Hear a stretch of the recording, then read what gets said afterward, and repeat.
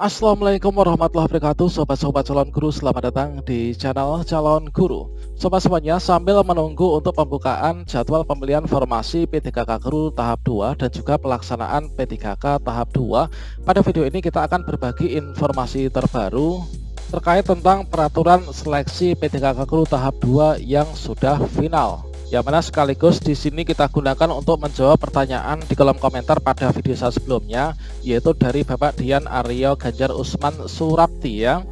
Yaitu tolong dijelaskan tentang apakah masih ada skala prioritas sekolah induk di seleksi tahap 2. Juga untuk menjawab keresahan dari teman-teman dari share-sharean WA yang tersebar luas terkait di poin nomor 4, untuk kelulusan seleksi tahap 2 sama dengan tahap 1, GTK sekolah induk diprioritaskan. Nah, silahkan simak video ini sampai selesai. Namun sebelum kita lanjutkan, perlu saya ingatkan bagi teman-teman yang mungkin baru pertama kali menemukan channel ini, silahkan klik tombol subscribe-nya dan aktifkan notifikasi loncengnya, sehingga nanti jika ada update video terbaru, teman-teman tidak akan ketinggalan informasi. Baiklah sobat-sobat semuanya, menjelang seleksi P3K Guru di tahap 2, pada video ini kita akan berbagi informasi yaitu terkait tentang peraturan seleksi P3K Guru di tahap 2. Setidaknya di sini ada 9 poin teman-teman yang perlu kami sampaikan kepada teman-teman untuk peserta seleksi P3K Guru di tahap 2 nanti. Nah, yang pertama teman-teman, ini adalah kelulusan tahap 2 ini tetap mengacu pada Kepmenpan RB nomor 1127 dan 1169. Yang mana untuk ketentuan dan juga mekanismenya bagaimana, tentunya teman-teman sudah sering menyimak video saya sebelumnya ya. Kemudian untuk yang bagian kedua, ini adalah yaitu penentuan kelulusan. Ini berdasarkan nilai ambang batas kategori 1, kategori 2 dan juga kategori 3. Nah, terkait tentang penentuan kelulusan berdasarkan nilai ambang batas itu adalah seperti ini teman-teman. Tentunya teman-teman masih ingat ya, bahwa menurut Kepmenpan RB yang terbaru yaitu 1169, di sini diterangkan bahwa untuk penentuan kelulusan seleksi P3K Guru semenjak kemarin yang di tahap 1, tahap 2 dan juga tahap 3 nanti itu adalah berdasarkan nilai ambang batas yang sudah disesuaikan. Untuk nilai ambang batas yang kategori 1 itu adalah yang mana penentuan nilai ambang batas atau passing grade yang sama dengan isi dari Kepmenpan RB nomor 1127 teman-teman. Yang mana di sana sudah ditentukan ya semuanya untuk batasan minimalnya. Kemudian di sini untuk penentuan kelulusannya, jika di salah satu peta persaingan di sebuah instansi, di sebuah lembaga formasi yang diperebutkan, tidak ada peserta yang mendapatkan nilai ambang batas kategori 1, maka nanti akan dicari yang memiliki nilai ambang batas kategori 2. Nah, ambang batas kategori 2 ini adalah teman-teman guru honorer yang usianya minimal 50 tahun, yang mana untuk kompetensi teknisnya itu tidak diperhitungkan. Jika dari nilai ambang batas kategori 1, 2 tidak diketemukan, maka akan di-ranking berdasarkan nilai ambang batas kategori yang ketiga. Dan tentunya teman-teman, terkait tentang penentuan kelulusan berdasarkan nilai ambang batas, baik itu kategori 1, 2 maupun 3, itu tetap di-ranking teman-teman. Jadi misalkan dalam sebuah formasi yang diperebutkan itu hanya ada satu formasi, kemudian pendaftarnya itu ada 3.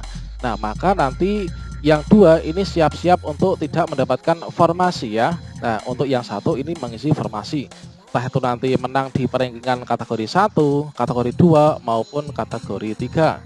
Nah, berikutnya teman-teman, untuk yang bagian ketiga. Nah, di sini peserta lulus passing grade ini yang tidak kebagian formasi bisa menggunakan nilainya di tahap 2 dan juga di tahap 3. Artinya, teman-teman misalkan di ujian tahap 1, teman-teman sudah mendapatkan nilai passing grade, entah itu P1, P2 maupun P3. Itu nanti nilainya teman-teman bisa dipakai di tahap 2 dan juga tahap 3. Misalkan saja di tahap 2 nilai teman-teman itu tidak memenuhi ambang batas atau lebih rendah daripada nilai di tahap 1. Artinya nanti dari panitia pusat akan mengambil nilai yang dari tahap 1. Demikian. Namun untuk bisa menggunakan nilai ambang batas kategori 1 supaya bisa dipakai di tahap 2, itu syaratnya teman-teman harus memilih formasi jabatan dan juga tidak pindah satuan pendidikan teman-teman. Nah, seperti itu ya. Berikutnya untuk yang bagian keempat. tidak ada lagi penambahan afirmasi teman-teman. Jadi afirmasi itu tetap mengacu pada Permen Pan RB nomor 28 tahun 2021 dan Kemenpan RB nomor 1169. Yang mana untuk afirmasi itu sudah diberikan di sana ya, yaitu yang pertama ada afirmasi sertifikat pendidik. Artinya teman-teman yang mendapatkan memiliki sertifikat pendidik yang linier dengan formasi jabatan yang dilamar, maka teman-teman itu akan mendapatkan afirmasi A, yaitu mendapatkan nilai maksimal yaitu 100 poin. Nah, yaitu 500 poin teman-teman, yaitu 100% ya. Kemudian untuk yang afirmasi B ini adalah afirmasi usia teman-teman. Nah, afirmasi usia ini teman-teman yang memiliki usia di atas 35 tahun, maka teman-teman akan mendapatkan afirmasi modal awal untuk nilai sebelum melakukan tes ini adalah sebanyak 15%. Kemudian untuk yang afirmasi C ini adalah afirmasi disabilitas teman-teman. Teman-teman mendapatkan poin tambahan yaitu 10%. Kemudian untuk afirmasi D ini adalah teman-teman THK 2 ya, atau guru honorer kategori 2 ini mendapatkan afirmasi D yaitu sebanyak 10%. Nah, seperti itu teman-teman. Kemudian untuk afirmasinya itu adalah hanya ini teman-teman ya. Kemudian untuk afirmasi E, F itu adalah untuk daerah khusus ya, misalkan Papua dan juga Papua Barat. Nah, ini adalah untuk afirmasi. Ini adalah ini teman-teman, tidak ada lagi penambahan afirmasi, termasuk juga untuk afirmasi masa kerja ya, atau lama pengabdian. Kemudian untuk yang bagian kelima teman-teman, nah ini yang teman-teman tanyakan ya, yaitu tidak ada lagi teman-teman, yaitu untuk prioritas peserta itu tidak ada lagi. Jadi tidak ada lagi istilahnya, yaitu sama halnya dengan nomor 6, yaitu tidak ada lagi pengelompokan peserta seleksi, apakah itu guru induk atau juga guru non induk. Jadi semua ini dapat dikatakan sebagai tarung bebas teman-teman. Siapa yang mendapatkan nilai terbaik, siapa yang mendapatkan ranking terbagus, maka itulah yang akan menjadi pemenang dan bisa mengisi kekosongan formasi yang dilamar. Kemudian bagi teman-teman yang nggak lolos karena tidak dapat formasi, teman-teman masih bisa ikut di tahap 3 dan juga nanti optimalisasi formasi. Nah, itu teman-teman. Jadi bagi teman-teman yang bertanya apakah masih ada prioritas untuk guru sekolah induk yang ada di tahap 2, ini adalah jawabannya tidak ya. Semua itu sudah tertera dalam Permen Pan RB nomor 28 tahun 2021. Nah, seperti itu. Kemudian untuk yang bagian ketujuh teman-teman, yaitu terkait dengan optimalisasi formasi, itu nanti dilakukan setelah di tahap 3. Jadi di tahap 2 itu teman-teman memilih kembali formasi yang masih tersedia. Artinya teman-teman memilih formasi sisa yang belum terisi di tahap 1. Teman-teman nanti memilih di sana. Kalau misalkan nanti nggak lolos masuk ke tahap 3. Kalau misalkan nggak dapat formasi juga, maka nanti untuk optimalisasi formasi itu dilakukan setelah di tahap 3. Jadi tidak ada optimalisasi formasi di tahap 2 teman-teman, yang mungkin kita perjuangkan itu ya, yaitu yang lolos P1 itu ingin segera ditempatkan. Nah, itu tidak ada dalam peraturan teman-teman.